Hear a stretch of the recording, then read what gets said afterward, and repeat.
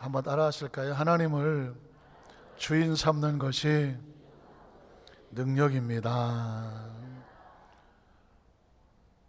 시커먼 봉투는 뭐로 주로 쓰레기 같은 거 좀 이런 거 닮아서 버리기도 합니다. 그런데 최근에 쓰레기통 옆에 최근에 좀 몇 년 전이지만 쓰레기통 옆에 봉투 하나가 버려졌다고 합니다. 보통 그냥 무심코 지나치게 되는데 지나치게 가다 보니까 봉투가 움직이는 거예요.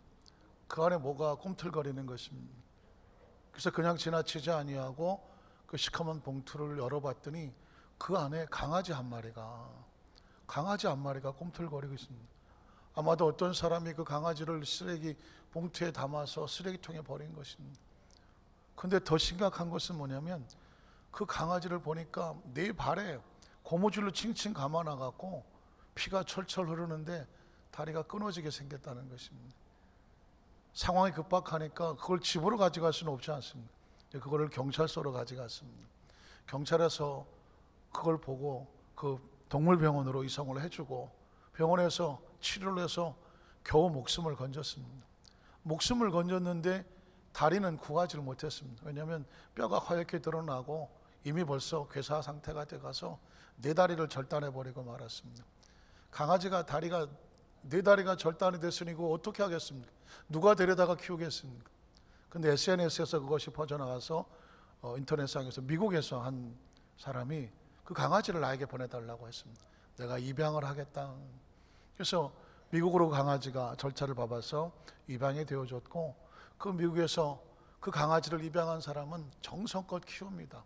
그리고 수소문을 내서 강아지에게 의족을 달아줄 수 있는지를 확인합니다.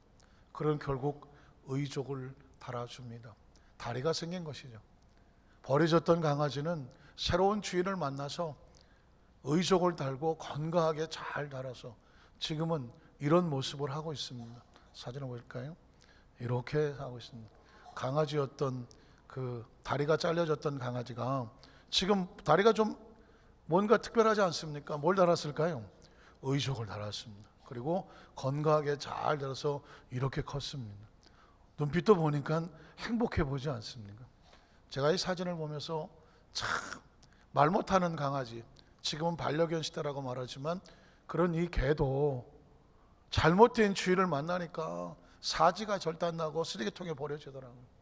그런데 정말 좋은 주인을 만나니까 강아지가 의족을 달고 이렇게 개가 되어서 성장할 수 있도록 행복한 모습을 보니까 얼마나 감동적인지 모릅니다.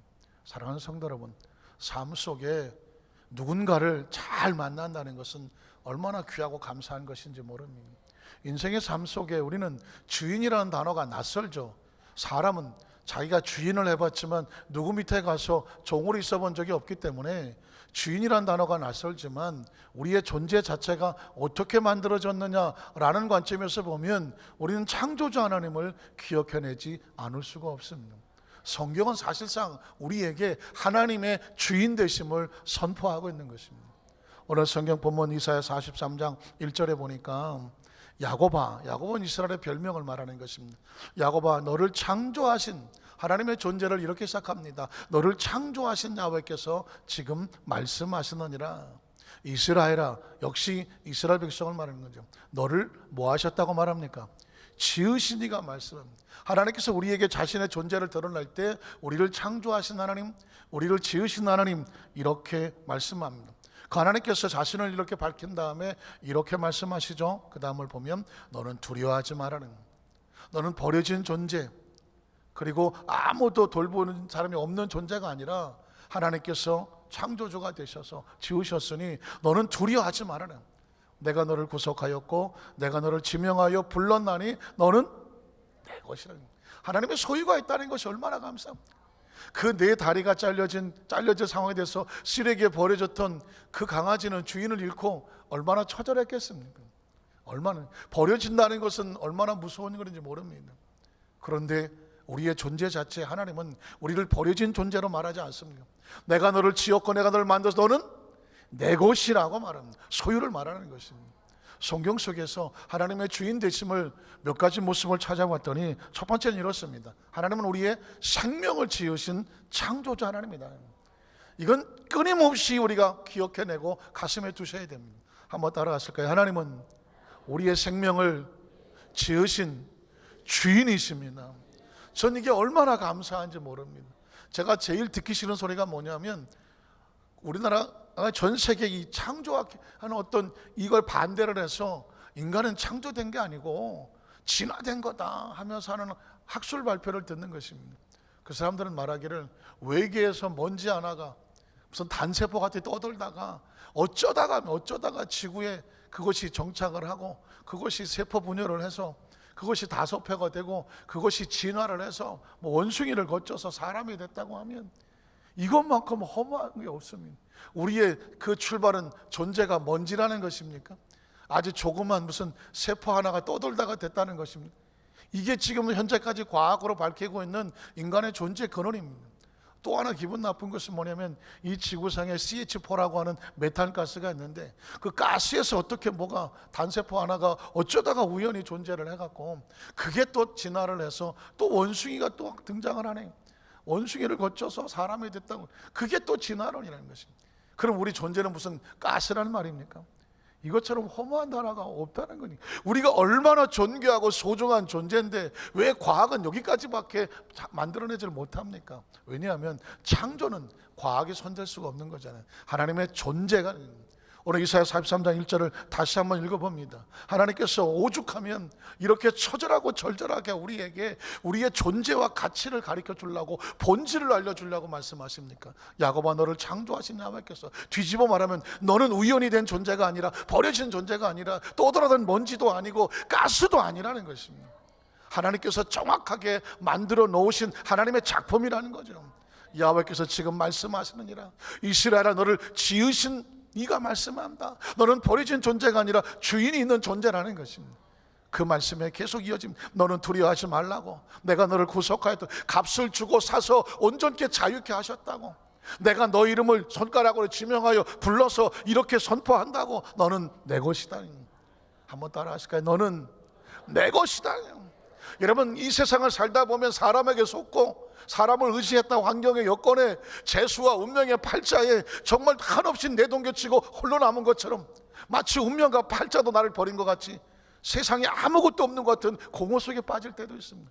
여러분 기억하십시오. 그럼에도 불구하고 하나님께 말씀합니다. 여전히 우리와 함께 하시고 버려두지 아니하시고 함께 하시는 하나님의 소유. 우리는 하나님의 소유입니다. 절대 버려질래야 버려질 수가 없는 하나님 안에 있는 존재라는 사실을 기억하시기를 주의 이름으로 축복합니다. 그 다음 절은 뭐라고 말할까요? 7절인가요? 내 이름으로 불려지는. 하나님은 자기 백성을 그냥 무의미한 존재가 아닙니다. 그 사람은 하나님의 자녀야, 하나님의 소유야, 하나님의 백성이야. 하나님의 이름으로 불려지는 존재.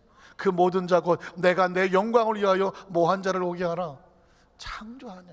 우리는 그냥 무목적으로 만들어진 존재가 아닙니다. 하나님의 영광을 위하여. 한번 따라하실까요? 하나님의 영광을 위하여. 내가 하나님 만드신 목적은 뭘까? 내가 살아가는 삶의 모든 현장 속에서 누구의 영광을 추구하라고요? 하나님의 영광.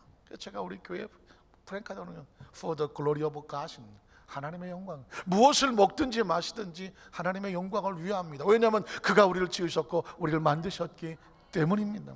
하나님은 우리를 이렇게 말하는 것입니다. 하나님의 이름으로 불려지는 자. 이사야 44장 1절은 이렇게 말합니다. 나의 종 야곱, 내가 택한 이스라엘아, 이제 들으라. 너를 만들고. 하나님은 이 이야기를 해주고 싶어서 견딜 수 없어 하시는 것 같아요. 내가 너를 만들고 너를 모태 어머니 태서부터 지어낸 하나님이, 그리고 그 하나님은 너를 도와줄 하나님입니다. 한번 따라하시게. 너를 도와줄 하나님이 말씀하시느니라. 우리를 도우실 분은 하나님인 것입니다. 절대 홀로 두지 않아요. 너를 도와줄 하나님이 이같이 말씀하신다. 3절로 4절에 이어지면 나의 종 야곱, 내가 택한 이스라엘아, 두려워하지 마라. 나는 목마른 자에게 물을 주며 마른 땅에 시내가 흐르게 하며 나의 영을 내 자손에게, 나의 복을 내 후손에게 부어줄 것이니 그들이 풀 가운데 솟아나기를 시냇가에 보들같이 할 거라는. 메마르고 쓰러진 존재가 아니라 시냇가의 보들과 같이 춤을 추면서 싱싱하게 자라서 그 번성하게 될 거다. 이게 하나님의 마음입니다.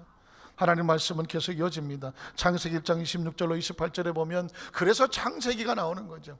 하나님이 이르시되 우리의 형상을 따라 우리 모양대로 우리가 사람을 만들고. 얼마나 감사합니까? 우연히 존재된 존재가 아니라 하나님이 작정하고 계획하고 구상하고 그리고 설계하고 하나님의 능력과 은총으로 하나님의 모양을 주시고 우리 하나님의 모양대로 우리가 사람을 만들고 우리의 주인 되심을 선포합니다. 이어서 성경은 그들로 바다의 물고기와 하늘의 새와 가축과 온 땅과 새기는 모든 것들을 다스리게 하자 하시고 하나님이 자기 형상 곧 하나님의 형상대로 사람을 창조하시되 남자와 여자를 창조하시고 하나님이 그들에게 복을 주시면요. 저는 이 구절을 매주 읽었으면 좋겠어요. 매주 하나님이 그들에게 복을 주시며. 예배는 축복 아닙니까? 여러분이 자리에 나와서 말씀을 듣고 예배 드릴 때 하나님이 복을 주시면, 찬양할 때 복을 주시며, 기도할 때도 복을 주시며, 여러분이 하나님을 찾으면 하나님의 복이 임하는 것입니다. 하나님과 자기 백성이 만나는데 여러분 아무 일도 없겠습니까? 저는 예배에 얼마나 마음이 기대가 되는지 모릅니다. 어떤 역사가 나타날까 기대됩니다. 왜냐하면 아주 특별한 사람과 만나도요 무슨 일이 생기는데, 하나님과 자기 백성이 만나는 게 예배란 말입니다. 하늘과 땅이 만나는 거잖아요. 땅에서 하나님을 찬양, 하나님 임재하시는 것이 그게 예배잖아요. 기도는 땅에서 하늘과 연결하는 것이 그게 기도잖아요. 찬양은 뭐 우리 들으라고 했습니까? 하나님을 향하여 찬양하고 그 찬양하는 게 올려지는 걸 보고 기뻐하는 것이 저와 여러분이잖아요. 찬양은 땅에서 하늘과 닿는 게 그게 찬양이란 말입니다. 예배는 땅에서 하늘과 닿는 하나님과의 통로입니다. 여러분, 하나님이 만남의 장소에 나와 계시는 것이죠. 그러니 뭐가 있을 수밖에 없나요? 복이 임할 수밖에 없습니다. 하나님 우리 가운데 복을 임재하시는 것입니다. 하나님이 그들에게 이르시되 생육하고 번성하여 땅에 충만하라. 창세기 2장 7절을 보면 이렇게 말하죠. 야훼 하나님이 땅의 흙으로 사람을 지으시고 생기를 불어넣으시니 그 코에 불어넣으신 사람이 생명이 되었답니다. 이 땅에 어떤 것도 영적인 존재는 없습니다. 이 땅에 어떤 것들도 모여서 하나님께 예배하지 못합니다. 코끼리가 모여서 예배합니까? 돌고래가 뭐 지능이 IQ 70 정도 된다는데 돌고래가 모여서 예배합니까? 안 됩니다. 왜? 영이 없습니다. 그러나 저 아프리카 저 구석구석을 가도 그 사람들은 뭔가 하늘에 대해서 제사를 쌓습니다. 단을 쌓고 춤추고 뭘 하더라도 예배의 형태를 갖춥니다. 왜 그런지 아십니까? 그들 속에는 영이 있기 때문입니다. 그 영은 하나님 우리에게 부어주신 것입니다. 요한복음 1장 1절로 4절에 보면 태초에 말씀이 계신다. 이 말씀이 하나님과 함께 계셨으니 이 말씀은 곧 하나님이시라. 자, 그가 태초에 하나님과 함께 계셨고 만물이 그로 말미암아 지은 바 되었으니 지은 것이 하나도 그가 없이는 된 것이 없습니다. 예수 그리스도의 창조주 되심을 선포하는 것입니다. 그리고 그 안에 4절은 이렇게 말하죠. 생명이 있었다는 것입니다. 이 생명은 사람들의 빛이다. 오늘 저와 여러분의 삶의 현장 가운데 우리가 존재됐다는 사실이, 하나님부터 존재했다는 사실은 축복 중에 축복입니다. 여러분 찬양 가운데 이 찬양을 혹시 기억하십니까? 아주 먼 옛날 하늘에서는 당신을 향한 계획이 있었다. 또 하나님께서 우리를 보시고 얼마나 좋은지, 심히 좋았더라. 저희 집 아이가 처음 태어나서 제 품에 안기던 날을 잊지 못합니다. 세월이 30년 가까이 됐지만 처음 아이를 받았을 때 피덩어리잖아요. 왜 어린아이가 이렇게 쪼글쪼글한지, 애가 막 쭈구리가 나왔어요. 깜짝 놀랐습니다. 머리부터 발끝까지 쪼글쪼글해서 나오는, 피는 아직 씻겨지지 않았고 분을 발라서 허옇고 눈도 못 뜨고 이러고 있는데, 와, 얼마나 이쁜지 몰라. 그냥 생기기는 엄청 잘생겼어. 누굴 닮았을까요? 날 닮았어. 그냥 누구 딴 사람 닮을 거 뭐 있어. 날 닮으니까 그렇게 이쁘더라고. 여러분, 하나님이 저와 여러분을 지어놓으시고 어땠을 것 같아요? 나가 기계적으로 했을 것 같습니까? 하나하나 지어놓고 그냥, 아까 이거 안 나왔고 몇 번 했네. 하나님 얼마나 좋은지 막 심히 좋았다고 하는 거죠. 우리 옆에 보는 축복해 보세요. 하나님은 당신을 지으시고 심히 좋았습니다. 이것 좀 해봐요. 이것 좀 해봐요. 이것 좀. 우리 찬양 한번 불러볼까요? 아주 먼 옛날 하늘에서는.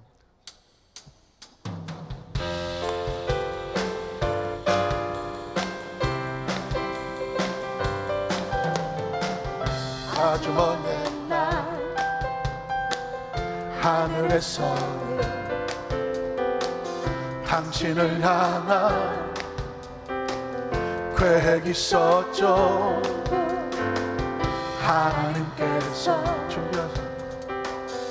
알아보시며 부딪히겠네.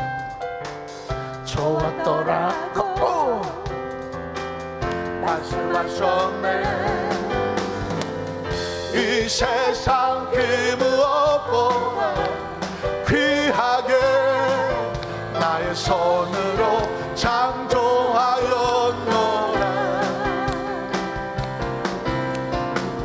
내가 너로 인하여 기뻐하노라. 내가 너를 사랑하노라. 사랑해요. 사랑해요. 축복해요. 축복해요.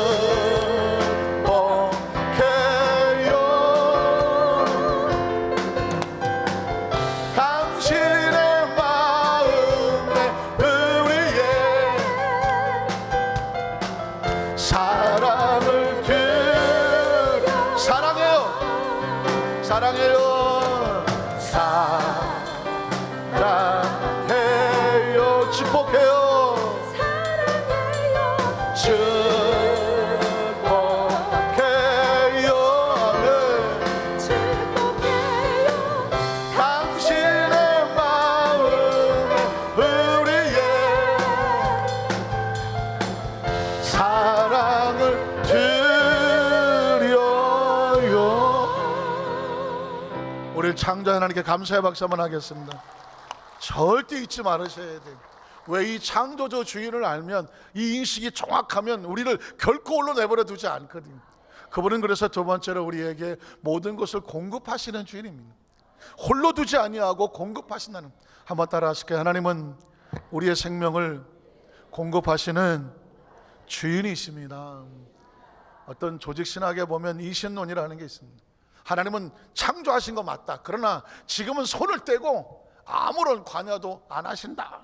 이렇게 주장하는 것입니다. 그러나 우린 그렇게 믿지 않습니다. 하나님 우리를 창조하실 뿐만 아니라 여전히 우리와 함께 하시고, 우리의 삶에 하나님께서 가장 중요한 것들은 그분이 공급하시는 것입니다.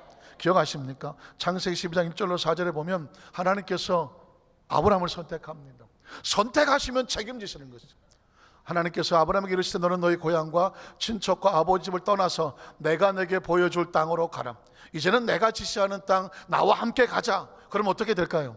내가 너로 큰 민족을 이루는 것입니다. 아브라함이 되는 것이 아닙니다. 하나님께서 선택하셨으면 책임을 지시는 것입니다. 창조하셨으면 책임을 지시는 것입니다. 큰 민족을 이루고 복은 하나님이 주시는 것입니다. 내게 복을 주어 내 이름을 장대하게 만들어 줄게. 사실 사람은 이름을 남기고 싶어 합니다. 그러나 이름을 잘못 남기면 오명이 되는 것이죠. 진짜 귀한 이름은 하나님 만들어 주시는 것이 아닙니까?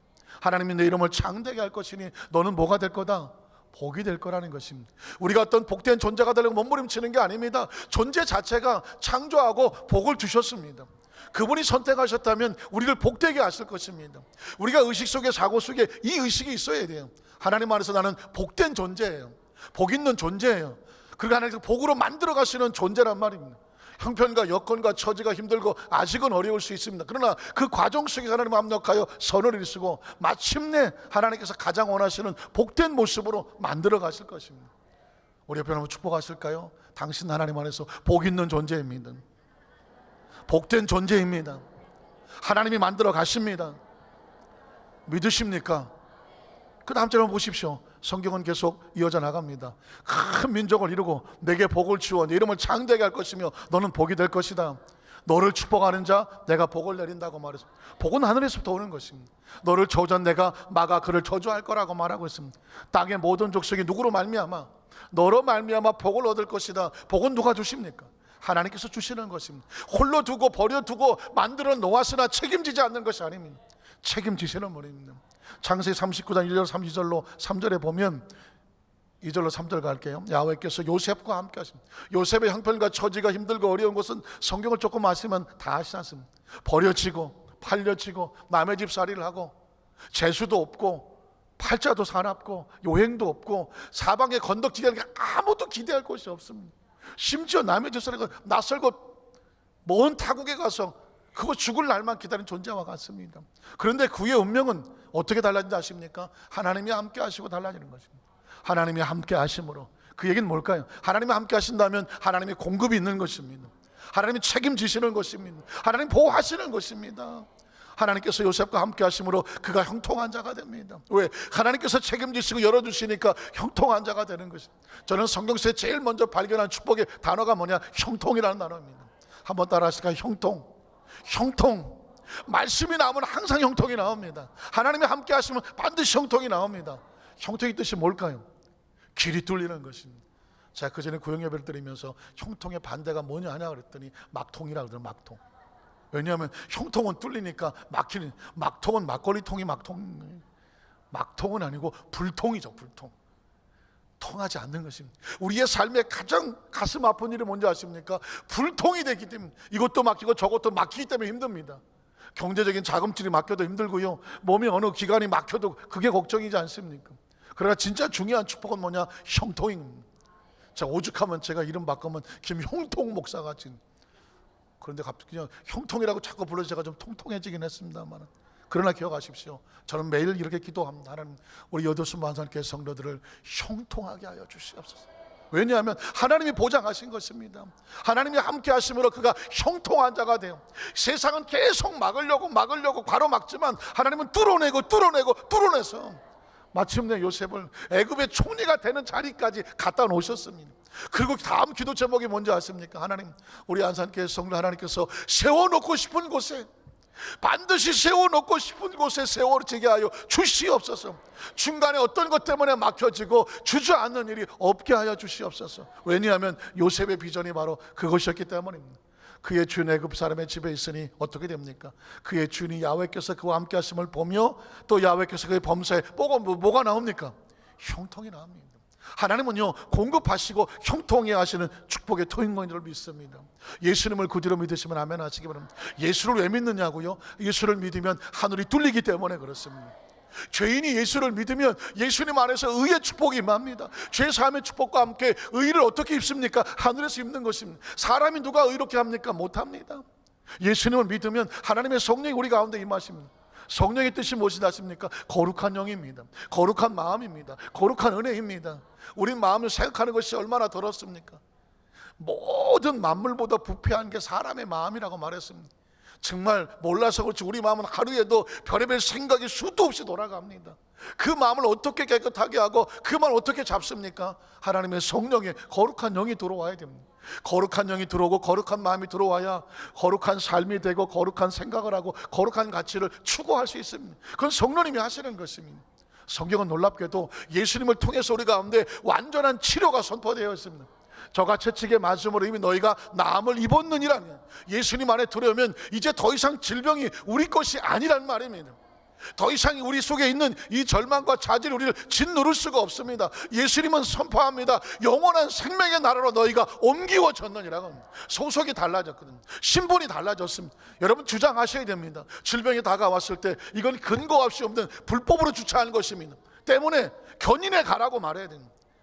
하늘나라에서 견인해 가는 것입니다. 마귀는 끊임없이 너 의사가 이렇게 말했지, 너 오랫동안 알았지, 여기도 아프고 저리 아프지, 나이 먹어서 그런 거지, 별 생각을 다 갖다 불안하고 초조하게 만들죠. 성경은 말합니다. 마귀를 대적하라고 말합니다. 마귀를 대적하라. 그래야만 저가 피하리라. 너희가 내 이름으로 귀신을 쫓아내고 병든 자에게 손을 얹은즉 나으리라. 내가 너에게 뱀과 전갈을 밟으며 원수의 모든 능력을 제할 권세를 이미 너희에게 주었으니, 너희에게 주었다고 말합니다. 너희를 해할 자가 결단코 없으리라고 말했습니다. 사랑하는 성도 여러분, 그 권세와 능력이 예수님의 이름으로 우리 가운데 와 있는 것입니다. 오늘 저와 이를 막고 염려와 근심이 들어오고 걱정이 달아올 때마다 선포하십시오. 마귀는 대적하여 쫓겨나간다. 마귀는 가냥 내버려 두면 안 됩니다. 쫓아내야 됩니다. 오늘 저와 여러분의 말씀 가운데 이 하나님 주시는 형통의 축복은 부유를 선포하고 있습니다. 가난과 저주, 경제적인 어려움, 사실 우리 장로님들 기도할 때마다 이 나라의 힘들고 어려운 혼란을 놓고 간절히 기도하지 않습니까? 이런 가운데 우리의 삶에 경제적으로 힘들고 어렵지만 성경은 말씀합니다. 그 와중에서도 우리가 필요한 것은 뭐냐면 하나님의 축복을 주장하는 것입니다. 왜냐하면 예수님은 부유하신 자라서 그는 스스로 가난하게 되신 것은 너희로 부욕해 되게 하면, 대가를 치루었으니 너희는 부유하라는 것입니다. 너희는 형통하라는 것입니다. 한번 따라하실까요? 너희는 부유한 자가 되라. 너희는 형통한 자가 되라. 우리에게 주신 운명입니다. 그가 가난을 대속하셨으니 이 하나님 안에서 너희는 부유한 자가 되라는 것입니다. 이게 우리에게 주어지는 공급입니다. 혹시 사망을 두려워하십니까? 죽음을 두려워하십니까? 예수님의 생명이 없을 때는 사망과 죽음이 두렵지만 예수님이 사망과 권세를 깨뜨려 놓았으니 이제 너희는 영원한 자가 됨, 부활이고 생명이 된다는 것입니다. 이게 우리에게 공급하시는 하나님의 은혜입니다. 여러분 혹시 이 찬양을 기억하십니까? 나를 지으신 이가 하나님, 나를 부르신 이가 하나님, 나를 보내신 이도 하나님, 나의 나된 것은 하나님 은혜. 한번 따라 하실까요? 나의 나된 것은 다 하나님의 은혜입니다. 여러분 우리가 이렇게 달려온 것도 하나님이 안고 오신 거고요, 지금도 안고 계시는 거고요, 앞으로의 미래도요 마음 좀 편안하게 놓으셔도 돼요. 왜냐하면 그분이 안고 가실 것입니다. 우리 같이 한번 고백을 해볼까요?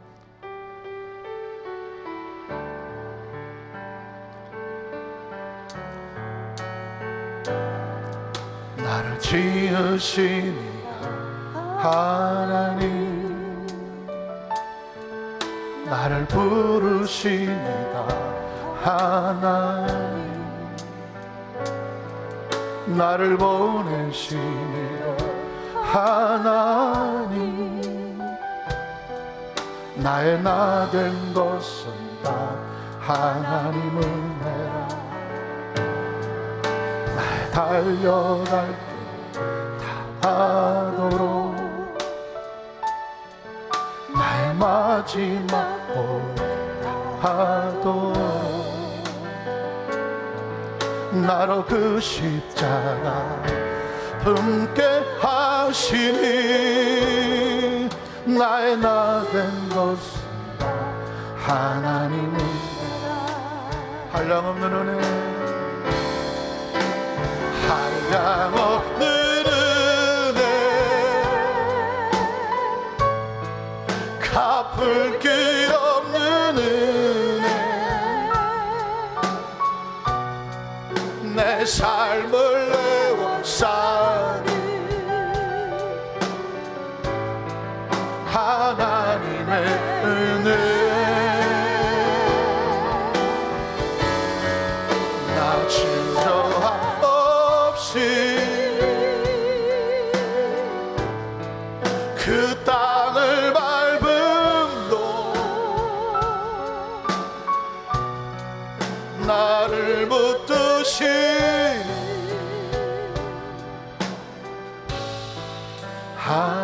한량없는 은혜 하나님으로 고백합니다. 우리 두 손 들고 찬양합니다. 은혜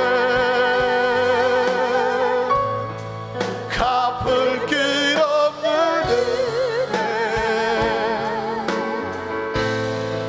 내 삶을 내어 사는 하나님의 은혜. 나 질저 없이 그 땅을 밟음도 나를 붙드시는 하나님의 은혜. 우리 좌우에서 한번 축복할까요? 우리의 모든 것은 하나님의 은혜입니다. 이제 하나님께서 우리에게 하실 것은 바로 우리의 삶을 인도하시는 것입니다. 창조하신 하나님이 공급하시며, 그리고 이제 우리의 마지막 천국 가는 그 목적지까지 하나님은 우리의 삶을 인도하십니다. 한번 따라 하실까요? 하나님은 우리의 삶을 인도하시는 주인이십니다. 전 세계 그리스도인들이요 가장 은혜롭게 마음에 새기는 성경 구절을 이렇게 1, 2, 3위 순위를 매겨보면 희한하게 1위가 있는데 그 시편 23편이라는 것입니다. 시편 23편 아마 각자 기호가 다를 수 있겠지만 저 역시도 시편 23편이 너무 귀하고 감사합니다.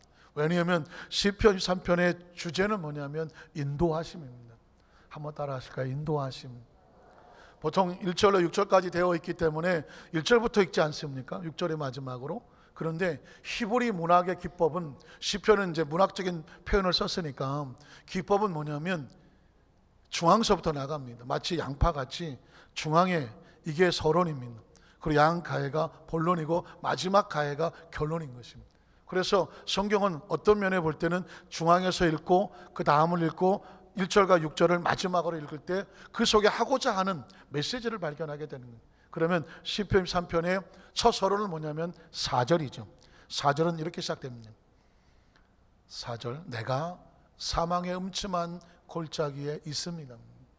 사실은 불특정 미래를 말하며 다닐지라도라고 말하지만 원어 성경은 뭐라고 되어 있냐면, 하나님, 지금 내가 사막의 음침한 골짜기에 홀로 떨어져 있습니다, 이렇게 시작을 합니다.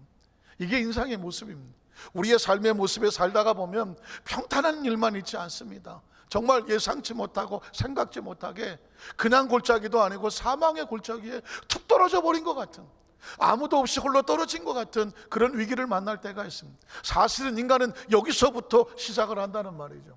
그리고 그가 하나님을 찾음으로 그의 삶이 바뀌어지는 것입니다. 하나님, 지금 내가 사망의 음침한 골짜기에 있습니다. 혹시 이런 처지에 있는 분은 없으신가요? 심령이, 마음이, 육체가, 환경이, 여건이 혹시라도 하나님, 내가 마치 사망의 음침한 골짜기에 있는 것 같습니다. 내가 지금 그런 처지에 있습니다. 혹시 그렇다면 다윗의 고백을 들어보십시오.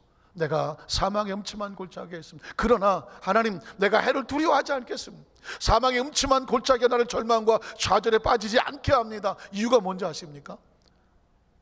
주께서 나와 함께 하십니다. 그 처절한 사망의 골짜기에서 사망의 골짜기가 아닌 거예요. 그곳에 함께 하시는 하나님의 모습을 발견해내는 것입니다. 신앙은 이런 것 아닙니까? 이 캄캄한 우주 속에서, 그 달려있는 별 하나 지구에서 우리가 삶을 살아 어느 날 보니 뚝 떨어져 살고 있습니다. 이 삶을 살아 운명과 팔자 속에 이것이 제 순가 내 운명인가 싶어 살아갔지만 이 하나님을 발견하지 못한다고 하면 사실은 사망의 음침한 골짜기에 갇혀 있는 것 같습니다. 그런데 우리는 무엇을 합니까? 예수님을 통해서 하나님을 믿습니다. 주께서 나와 함께 하십니다. 하나님이 보입니다. 하나님께서 느껴집니다. 하나님 우리와 함께 하심을 믿습니다. 그러면 주의 지팡이가, 막대기가 나를 안위하심을 믿습니다. 신앙의 고백이란 그것입니다. 이런 상황 속에서도 하나님이 함께 하심으로 그 지팡이와 막대기가 우리를 보호하시는 것을 우리는 믿습니다. 그러면 어떻게 될까요? 본론에 들어가죠. 2절로 3절에 보면 이렇게 말해요. 그가 나를 푸른 풀밭에 놓이시며 실만한 물가로 뭐 하십니까? 인도하시는 것입니다. 그가 나를 인도하실 거라는 거죠. 그리고 그 다음 절에 보면 내 영혼을 소생시키고 자기 이름을 위해서 의의 길로 또 인도하시는 것입니다. 그분이 나를 인도한다고 하면 사망의 골짜기는 더 이상 사망의 골짜기가 아닙니다. 그리고 5절은 이렇게 말하지 않습니다. 주께서 내 원수의 목전에서 내게 상을 차려주시고 기름을 내 머리에 부으셨으니 내 잔은 차고 넘칩니다. 사망의 음침한 골짜기인 줄 알았는데 하나님께서 함께 하심을 알고 그를 믿고 의지함으로 그가 인도하심으로 지금 나의 삶은 푸른 초장과 실만한 물가요, 원수 앞에서 상을 차려주시고 내 잔이 차고 넘치도록 하시는 거예요. 이게 하나님과 함께하는 삶의 모습을 말합니다. 그리고 결론에 가면 1절을 말하는 것이죠. 야훼는 나의 목자십니다. 그가 나를 인도하시 내게 부족함이 없습니다. 그리고 6절에 가면 이렇게 말하는 것이죠. 내 평생의 선하심과 인자하심이 반드시 나를 따르리니 내가 야훼 집에 영원히 살겠습니다. 여러분, 이 고백은 놀라운 고백입니다. 그리고 이 복음은 복음과와 같습니다. 오늘 저와 여러분이 시편 3편을 고백할 때에 이건 그냥 성경의 말씀으로 암송되는 것이 아니라 내 삶의 방향입니다. 사망의 음침한 골짜기로 출발을 했으나 하나님은 나를 홀로 두지 아니고 그가 인도하시고 원수 앞에서도 상을 차려주시고 잔이 넘치게 하시고, 우리가 한 마리 어린 양과 같지만 그가 주인 되셔서 우리를 인도하여 주실 것이고 부족함이 없게 하실 것이며 우리가 처할 것은 영원히 하나님의 나라 속에 살게 되는 줄로 믿습니다. 이게 우리의 주는 하나님 주는 놀라운 신앙의 고백이죠. 저는 이 찬양을, 이 시편 23편에 되어 있는 찬양을 개인적으로 참 좋아합니다. 여러분과 함께 이 찬양을 하나님 앞에 고백했으면 좋겠습니다. 여호와 나의 목자 내게 부족합니다. 여러분, 이 말씀을 가슴에 새기면서 함께 고백했으면 좋겠습니다. 여호와 나의 목자 내게 부족 없네. 푸른 소장 위에 나의 몸 누이시네. 선한 목자 오 나의 목자여. 생수가 넘치는 곳 날 인도하신 내 영혼 소생하며 자기 이름 위에 의의 길 인도하니 골짜기 두려움 없네. 선한 목자 오 나의 목자여. 생수가 넘치는 곳 날 인도하. 주님의 지팡이가 주님의 지팡이가 아니하네. 나를 주께서 원수 앞에 상으로 베푸시네. 선한 목자 오 나의 목자여. 생수가 넘치는 곳 나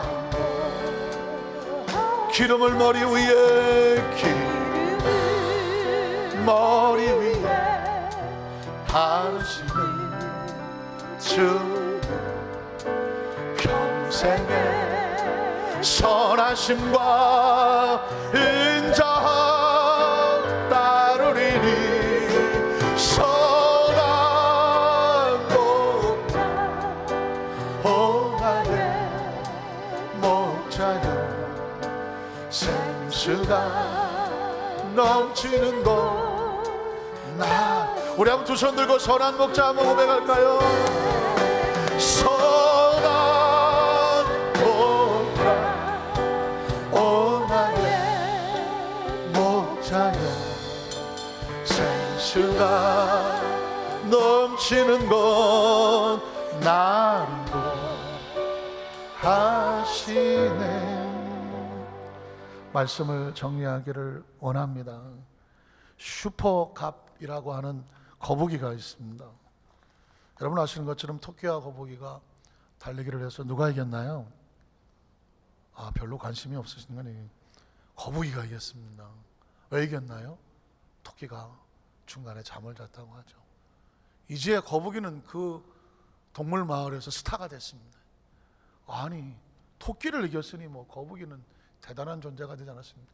그런데 같이 지내다가 보니까 이 동물들이 실망을 합니다. 거북이가 느려요.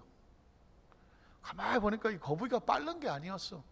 토끼가 졸다가 늦은 거예요. 이제 거북이 실체를 알게 됐습니다. 그래서 동물들이 압박을 합니다. 야, 이렇게 느려갖고 무슨 인기 스타가 되겠냐. 좀 빨리 달려봐라. 그날 이후로 거북이는 죽자 사자 할 수만 있으면 빨리 달리는 방법을 어떻게든 연구를 해서 훈련을 합니다. 그래서 아주 빠른 거북이가 됐습니다. 그런데 자기 리듬과 맞지 않게 살다가 보니까 한 100년, 1000년은 늙은 것 같습니다. 거북이가 너무 늙어버렸어요. 눈치를 챈 토끼가 거북이한테 한 번 더 하자고 그랬어요. 한 번 더 하자. 그래갖고 거북이는 토끼와 같이 다시 달리기 경주를 했습니다. 이번에는 거북이가 너무 피곤하셔서 주무셨습니다. 주무셨어요. 결국은 토끼가 이겼습니다. 근데 거북이는 패자가 됐지만 이런 고백을 합니다. 나는 평생에 이렇게 단잠은 처음 잡았다는 것이. 단잠 처음 잡았어. 원래 거북이는 느려. 자기 리듬대로 그렇게 살아야 되는데 그 주위의 사람들이 빠른 거북이를 요구하는 바람에 자기의 정체성을 잃어버리고 어떻게든지 빨리 달려보려고 하다가 피곤하게 살았어. 비록 토끼에겐 졌지만 그렇게 단잠을 꿔본 적이 없다 하면서 난 이제 원래 모습으로 돌아갈래. 그러면서 토끼보다 빠른 거북이, 사람 동물들에게 인기 많은 거북이가 되지는 않았습니다. 비록 느리다고 놀려도 자기 이름대로 편하게 천천히, 오늘도 요즘도 천천히 걸어갑니다. 그 이야기의 메시지는 뭔지 아십니까? 우리는 우리의 주어진 삶을 살아가는 것입니다. 어떤 빠른 토끼나 어떤 털 많은 사자나 목길은 기린하고 비교해 살다 보면 스트레스 받고 왠지 불안하고 초조하고 난 그렇게 못 되는 것 같아서 그리스도님도 불구하고 왠지 마음에 불안을 찾아갑니다. 사랑하는 성도 여러분, 우리는 우리 스타일대로 하나님 만들어 주신 작품대로 살아가면 되는 것입니다. 거기서 잊지 말아야 될 것은 뭐냐? 하나님이 나를 지으셨다. 그가 여전히 나를 공급하고 계신다. 안고 가신다. 그리고 그가 나를 인도하고 계신다는 것입니다. 여러분 보십시오. 우리의 삶을 누가 인도합니까? 누가 준비하십니까? 하나님이 하십니다. 저는 양을 키우지를 못하기 때문에 물고기를 키웁니다. 개는 못 키웁니다. 혼자 있는 이 방을 비울 때가 많아서 요즘 어디 보셨습니까? 고양이 한 마리가 주인이 나간 사이에 인덕션을 눌러갖고요 집안에 화재가 났답니다. 고양이도 묶어놔야 됩니다. 그래서 저는 물고기는 뭐 돌아다닐 일이 없습니다. 어항 안에만 있습니다. 근데 어제는 제가 어항 청소를 했거든요. 왜 했습니까? 뭔가 지저분한 게 있어 제가 청소를 합니다. 레몬 씨를 심었더니 레몬이 싹이 났습니다. 요만큼 올라왔습니다. 우리 언젠가는 레몬 먹을 것 같습니다. 그런데 얘가 지금 보니까 요즘 새벽에 날씨가 차지 않습니까? 그걸 잘 닦아서 안방에 갖다 놨습니다. 왜 그럴까요? 살리려고. 아보카도 이만큼 자랐습니다.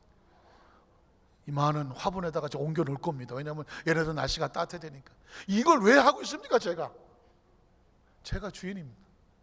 그래서 아무것도 안 보는 것 같지만 어항 상태도 보고 뭐 식물 상태도 보면서 적절하게 하려고 애를 씁니다. 왜냐하면 안 그러면 죽습니다. 하나님이 저와 여러분을 만들어 놓으시고 내버려 두겠습니까? 아닙니다. 아주 철저하게 지키시고 보호하시고 책임져 이끌어 가실 거예요.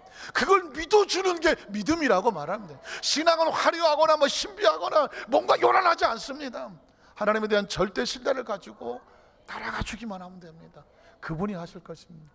우리 한살교회 모든 성도님들 하나님의 작품으로서 그 하나님의 은총을 믿고 매일매일 편안하고 담대하게 기쁨의 삶이 되시기를 주님의 이름으로 축원합니다.